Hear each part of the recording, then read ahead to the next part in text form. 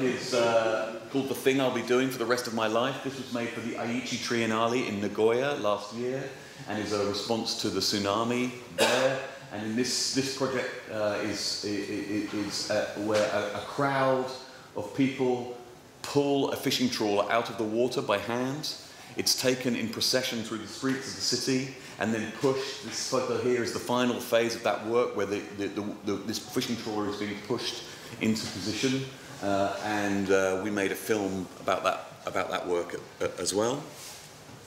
And then this project, I Hide You, is an online game that is played both online and on the streets, in common with many of our projects. In this one, this person here is a performer who is video streaming in high definition, and she is playing a game of trying to film two other runners without being filmed herself.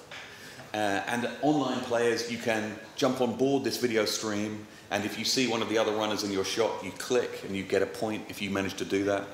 If you get clipped, you lose a life. It's a very simple game, but it's essentially a kind of fusion between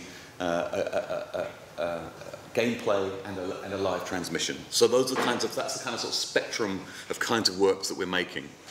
But what I really want to talk to you about today is about some of the less interesting sides of it, in a way, which is the mechanics of how we manage to make those projects and to try and give some concrete examples of how we are able to build our practice in that way.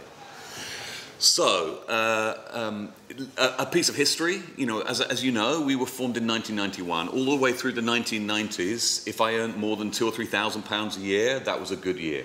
So throughout that entire period, we're surviving by part-time jobs, jobs in bars and in cinemas and things like that as a way to survive. In 2001, a piece of our work called Desert Rain is nominated for a BAFTA. A BAFTA is like the British Oscars. It's kind of a big deal, and we were very excited. That year, I earned £11,000, so just about getting over minimum wage. And Blast Theory is established as a collective. At that point, we had 4 members, and so every time we earn anything, it's split 4 ways. And we would win, a prize or a residency, and it might have been designed for a single artist. Well, ours would be split 4 ways, and so we were struggling constantly to be able to sustain our practice. We were touring in the UK regularly and starting to tour internationally, but we just could not find a mechanism that would enable us to survive. The key to this changing is a couple of things. One is a meeting with Steve Benford, who's the professor who runs the Mixed Reality Lab at the University of Nottingham, and the beginning of that relationship. Initially one that had no cash involved.